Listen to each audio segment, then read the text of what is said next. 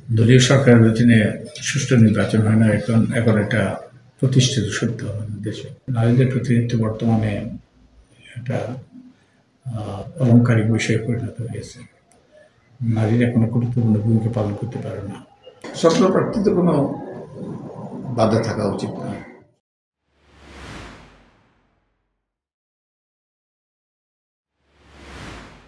আমরা যে সুপারিশগুলো করছি, এগুলো মোটা দাগে বলতে গেলে এগুলোর লক্ষ্য হবে আমাদের নির্বাচন ব্যবস্থাকে পরিচালিত করা, আমাদের গণতান্ত্রিক ব্যবস্থাকে কার্যকর করা। এই জন্য আমাদের নির্বাচন কমিশন যাতে স্বাধীনভাবে কাজ করতে পারে, তারা যাতে তাদের দায়িত্ব সঠিকভাবে পালন করতে পারে, সেই জন্য আইনি কাঠামোর মধ্যে পরিবর্তনের আমরা সুপারিশ করছি। আমাদের আমাদের নির্বাচন ব্যবস্থাটা ভেঙে পড়েছিল অতীতে, যার ফলে আমাদের গণতান্ত্রিক ব্যবস্থাটা অকার্যকর হয়ে পড়েছে। আমরা একটা স্বৈরাচারী সরকারের অধীনে দীর্ঘ প্রায় 15 বছর কাটিয়েছি। তো এই অবস্থা থেকে উত্তরণ সহজ নয়, এই জন্য অনেক পরিবর্তন দরকার। আমাদের পদ্ধতির পরিবর্তন দরকার, আমাদের প্রতিষ্ঠানের পরিবর্তন দরকার, আইনি কাঠামোতে পরিবর্তন দরকার, অনেক পরিবর্তন দরকার। সবচেয়ে বড় দরকার আমাদের মানসিকতা, দৃষ্টিভঙ্গির পরিবর্তন।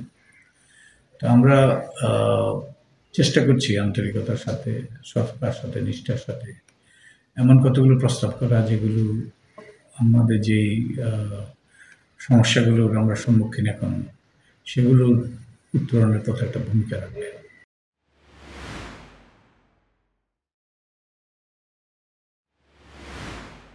আমার তো মনে হয় নির্বাচন কমিশনের ব্যাপারে সবচেয়ে গুরুত্বপূর্ণ সুপারিশ নির্বাচন কমিশনের কে স্বাধীনভাবে কাজ করতে দেওয়া, তাদেরকে আরও শক্তিশালী করা,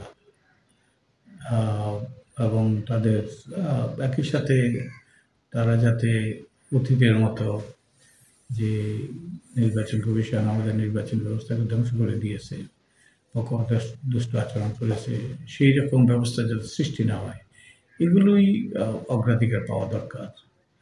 আর আমাদের নির্বাচন কমিশনের সচিবালয় অতীতে অত্যন্ত পক্ষপাত দুষ্ট আচরণ করেছে, এটার থেকে উত্তরণ ঘটানো জরুরি, কিন্তু চারটিখানি কথা নয়।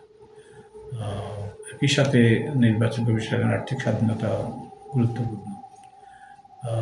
পাশাপাশি আমাদের অতীতে দেখা গিয়েছে যে আমাদের নির্বাচনী ব্যবস্থা ভেঙে যাওয়ার পেছনে, সুষ্ঠু নির্বাচন না করতে পারার পেছনে একটা বড় কারণ হলো বিদ্যমান সরকারি ব্যবস্থা। দলীয় সরকারের অধীনে সুষ্ঠু নির্বাচন হয় না, এখন এটা প্রতিষ্ঠিত সত্য আমাদের দেশে।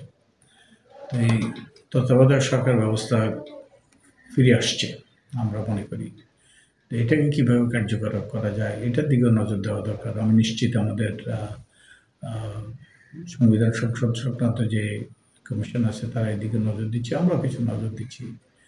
আর কতগুলো বিষয় তো এখন আমার মনে হয় ব্যাপক জনমত আছে যে সংসদের উচ্চকক্ষ, প্রধানমন্ত্রীর টার্ম লিমিট, তারপরে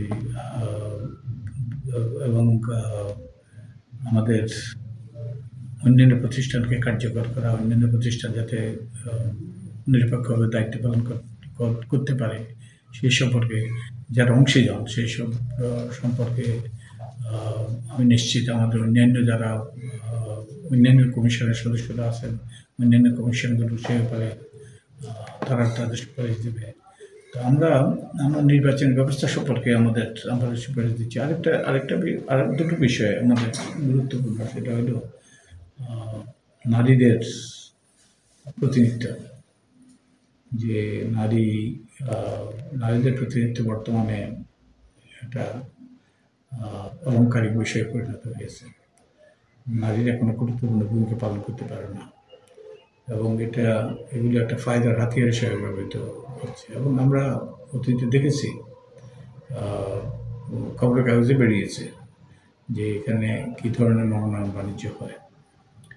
তো আমাদের এই সংরক্ষিত ব্যবস্থাটাকে আরও কার্যকর করার একটা গুরুত্বপূর্ণ অগ্রাধিকার।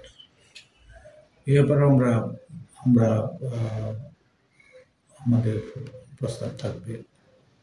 একই সাথে স্থানীয় সরকার ব্যবস্থা আমাদের বড় করুণ অবস্থা। স্থানীয় সরকার এখন করুণ অবস্থা আছে কি নাই, এটাই এখন বড় প্রশ্ন। যতটুকু ছিল এই গত আগস্ট মাসের পর অনেকেই পালাতো, যার ফলে এগুলো কার্যকর।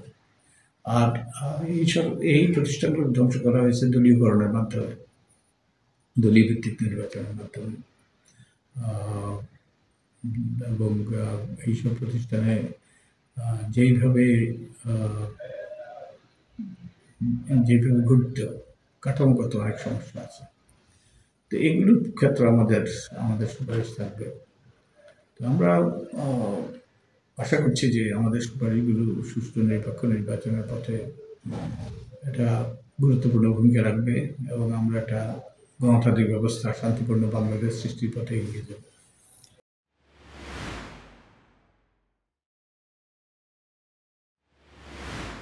অতীতে যেভাবে নির্বাচন করতে হয়েছে, অতীতে যেভাবে নির্বাচন কমিশন করতে হয়েছে,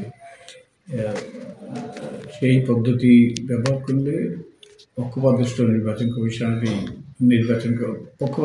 পক্ষপাতদুষ্ট ব্যক্তি থেকে নির্বাচন কমিশন সাধারণত নিয়োগ পান। তাই আমরা নির্বাচনী আইনে পরিবর্তনের সুপারিশ করছি।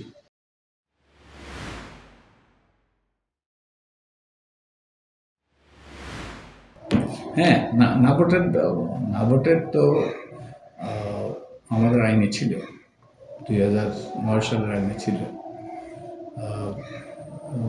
2008 সালের আইনে ছিল, এবং এটা বাতিল হয়েছে মূলত আমাদের তখনকার সরকার, নির্বাচন কমিশন, আদালতের মাধ্যমে। 2014 সালের নির্বাচন নিয়ে একটা মামলা হয়েছিল, যেই মামলাতে হাইকোর্টে, যেই মামলাতে আমি অ্যামিকাস করেছিলাম, এবং সেই মামলায় নির্বাচন কমিশন অবস্থান নিয়েছিল যে না ভোটের বিধান বাতিল করা হোক। আমি বহু চেষ্টা করি ওটা বাঁচাতে পারি, আদালত ওই না ভোট বাতিলের পক্ষে রায় দিয়েছে। তো আমার মনে হয় এরপরে ব্যাপক জনমত রয়েছে। না ভোট থাকলে তো আর বিনা প্রতিদ্বন্দ্বী হবে না।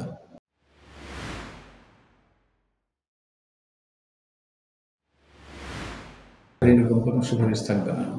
এটা সরকারের সিদ্ধান্ত, এবং রাজনৈতিক দলগুলোর মধ্যে, সরকার এবং রাজনৈতিক দলগুলোর মধ্যে আলাপ আলোচনার ভিত্তিতেই এগুলো নির্ধারিত হবে। আমার মনে হয় এগুলোই আগামী কয়েক সপ্তাহে এগুলো নিয়ে আলাপ আলোচনা হবে, এগুলো নিয়ে রাজনৈতিক দল এবং সরকারের সাথে আলাপ আলোচনা হবে। আমাদেরও এ ব্যাপারে বোধহয় ভূমিকা থাকবে। আমি যেহেতু ঐক্য কমিশনের সদস্য, তাই আমাদেরও ভূমিকা থাকবে। তো এটা আমার মনে হয় সামনের দিনগুলিতে নির্ধারিত হবে। অনেকদিন যাবৎ স্বতন্ত্র প্রার্থীদের শর্ত সহজের বিষয়ে কথা হচ্ছে, এই বিষয়ে আপনাদের কোনো প্রস্তাবনা থাকবে কিনা? স্বতন্ত্র প্রার্থীতে কোনো বাধা থাকা উচিত না।